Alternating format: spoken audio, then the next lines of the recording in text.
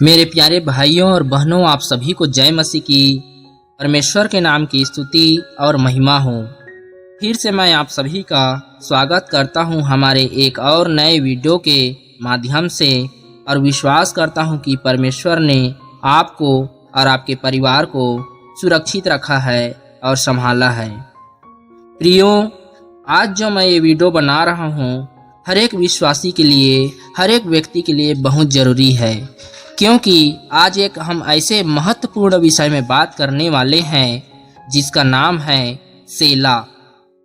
प्रियो, पवित्र बाइबल में सेला शब्द कई जगह लिखा गया है, तो आज हम इस सेला शब्द का क्या मतलब है, सेला शब्द का क्या अर्थ है, इसी के विषय में आज जानेंगे। प्रियो, वीडियो में आगे बढ़ने से पहले आइए परमेश्वर का प्रार्थना करें।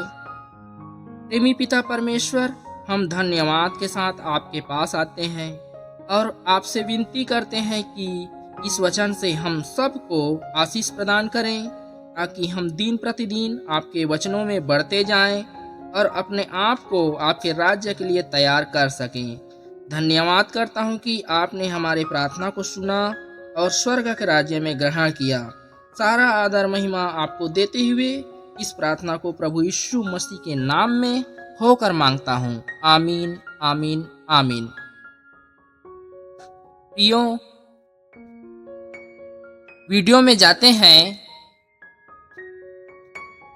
सेला का क्या मतलब है?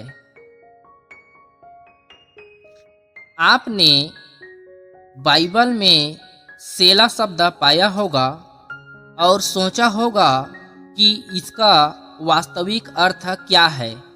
जैसे भजन संहिता में उद्धार यहोवा का है, तेरी आशीष तेरी प्रजा पर हो।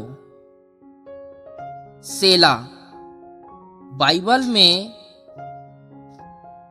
सेला कहाँ है? किंग जेम्स बाइबल में सेला शब्द 75 बार से अधिक है। यह भजन संहिता और हबक्कुक की पुस्तकों में पाया जाता है। बाइबल में सेला का प्रयोग यह पुराने नियम की काव्य पुस्तकों में पाया जाता है। सेला शब्द वाले 29 भजनों में से 31 का शीर्षक गायक के लिए है, जो इस शब्द को संगीत संकेतन से जोड़ता है। परमेश्वर के वचन में शानदार व्यवस्था और संरचना है। इरादे के प्रति समर्पण जो हमारे जीवन के निर्माण में भी प्रवाहित होता है, उसका निर्देश, मार्गदर्शन और चेतावनियां और प्रोत्साहन बेहतरीन ढंग से एक साथ दिए गए हैं। उनका वचन एक पूरी कहानी है, एक कथा जो तर्क से बंधी हुई है और हमारे लिए अतुलनीय प्रेम से बंधी हुई है। इतिहास, कविता, गीत, दृष्टांत और उनकी भक्ति और वफादारी के वृत्तांतों से बना है। भजनों में प्रशंसा, विलाप, अनुरोध और सच्ची ईमानदारी के गीत, हम एक विशेष शब्द पाते हैं जो पूरे भजन में संरचना प्रदान करता है। सेला शब्द सबसे पहले भजन 3 में देखा गया, जो दाऊद द्वारा लिखा गया एक गीत था। जब वह अपने जीवन के लिए भाग रहा था, हम पाते हैं कि सेला, हालांकि इसका सीधा अर्थ अज्ञात है, लेकिन अधिकांश लोग इस शब्द को संगीत के टुकड़ों को तकनीकी संरचना प्रदान करने के लिए पाते हैं। यह दिशा, विराम, उच्चारण और यहाँ तक कि रुकावट भी देता है। इसे संगीत की उत्कृष्ट कृति की भावना, इरादे और निरंतरता को समझने में हमारी मदद करने के लिए रणनीतिक रूप से रखा गया है। यह एक स्वागत करने वाले पेड़ की छाया की तरह काम करते हैं, जो हमें खुद को शांत करने और इस बात पर विचार करने के लिए आमंत्रित करते हैं कि पवित्र शास्त्र के माध्यम से इस संगीतमय यात्रा के दौरान परमेश्वर क्या कह रहा होगा। ये उद्देश्यपूर्ण विराम संक्रमण के रूप में कार्य करते हैं, हमारे दिलों को परमेश्वर के जीवित और सक्रिय वचन को प्राप्त करने के लिए तैयार करते हैं।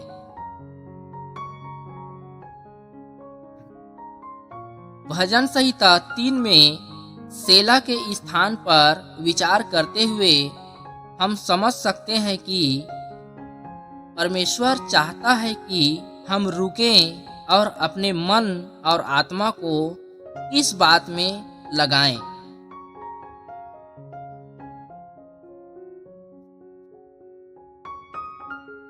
पद 3 और 4 में हम पढ़ते हैं, परंतु हे यहोवा, तू तो मेरी ढाल है, मेरी महिमा और मेरी सिर ऊंचा करने वाला।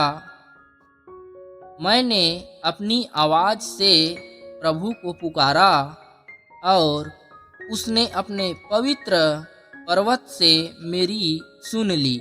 सेला। ऐसा लगता है मानो ईश्वर हमसे कह रहा है, यहाँ रुको, इस पर सोचो, मैं तुम्हारी ढाल हूँ और मैं तुम्हारी पुकार का उत्तर देता हूँ। और श्लोक 8 में उद्धार यहोवा का है, तेरा आशीर्वाद तेरे लोगों पर हो। सेला। सेला एक संकेत के रूप में कार्य करता है, जो हमें रुकने और परमेश्वर द्वारा अपनी प्रतिज्ञाओं और सत्य पर दिए गए महत्व पर विचार करने के लिए प्रेरित करता है।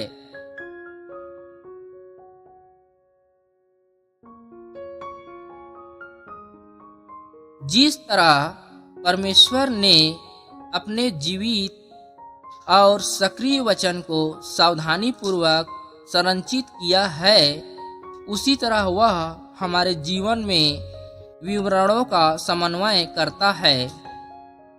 भजन 139 का 14 से 17 हमें हमारे दिनों में उसकी सावधानी पूर्वक हस्तकला दिखाता है। मैं तेरी स्तुति करता हूँ, क्योंकि मैं भयानक और अद्भुत रीति से रचा गया हूँ। तेरे काम अद्भुत हैं, मैं यह भली भांति जानता हूँ। मेरे लिए जितने दिन ठहराए गए थे, वे सब तेरे पुस्तक में लिखे गए थे। उनमें से एक होने से पहले, हे परमेश्वर, तेरे विचार मेरे लिए कितने अनमोल है। जब भी हमारे स्वर्गीय पिता हमारे दिनों में सेला लिखते हैं, तो यह किसी कारण से होता है। शायद वह हमें एक अनिवार्य विराम के लिए बुला रहा है, एक कदम पीछे हटकर विचार करने के लिए कि वह हमारे व्यस्त दिनों के बीच क्या करना चाहता है। यह उसकी शरण और शक्ति में आराम करने का निमंत्रण है। शायद वह हमारी आत्माओं में कुछ जोर दे रहा है, जैसे कि कह रहा हो, रुको, यहाँ रुको। यह महत्वपूर्ण है। शायद सेला एक संक्रमण या धुरी है, नुकसान या व्याकुलता से दूर, और उसके शानदार अनुग्रह और उद्देश्य की ओर पुनर्निर्देशन। चाहे जो भी कारण हो, जब हम आत्मा को सेला या यहाँ एक पल रुको फुसफुसाते हुए सुनते हैं, तो हमें उसके निमंत्रण पर ध्यान देना चाहिए। हम भरोसा कर सकते हैं कि हमारे जीवन में जानबूझकर रखे गए विरामों में यह उसके पास हमारे लिए अच्छी चीजें हैं। हम पहले इन विरामों के विरुद्ध प्रयास कर सकते हैं, आगे बढ़ने, जितने प्राप्त करने और चलते रहने की चाहत में। हम विश्राम या पुनर्निर्देशन के परमेश्वर के निमंत्रण को अनदेखा कर सकते हैं। हमें उसकी आत्मा के प्रति हमेशा इतना संवेदनशील होना चाहिए कि हम अपने जीवन के लिए उसकी योजना में कभी भी सावधानी से ध्यान न दें। एक स्पष्ट संगीतकार के रूप में परमेश्वर हमारे दिनों की धुनों में इन सेला विरामों को व्यवस्थित करता है। जब वह ऐसा करता है तो वह हमारी कल्पना से कहीं अधिक महान सिम्फनी की व्यवस्था कर रहा होता है, जो उसके अनंत साम्राज्य की है।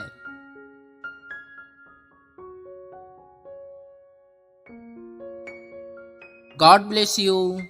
प्रियों, आप सभी समझ गए हैं कि सेला शब्द का क्या मतलब है। प्रियों, जहाँ जिस श्लोक में जिस वचन में सेला लिखा है, उस वचन को और पढ़िए, उसको ध्यान से पढ़िए, उसके बारे में विचार करिए कि परमेश्वर आपसे उस वचन के माध्यम से, उस श्लोक के माध्यम से आपको क्या कहना चाहता है और उस श्लोक में परमेश्वर आपसे क्या बात करना चाहता है। आप जहाँ सेला लिखा है वहाँ पर रुकें और मनन करें और विचार करें, अध्ययन करें और वहाँ पर परमेश्वर से उनका भेद को मांगें और आपको परमेश्वर उन सभी भेदों को देगा। धन्यवाद करता हूँ प्रियों, इस तरह के वीडियो के लिए हमारे चैनल को सब्सक्राइब करें, लाइक करें और शेयर करें। प्रियों, आप सभी को जय मसीह की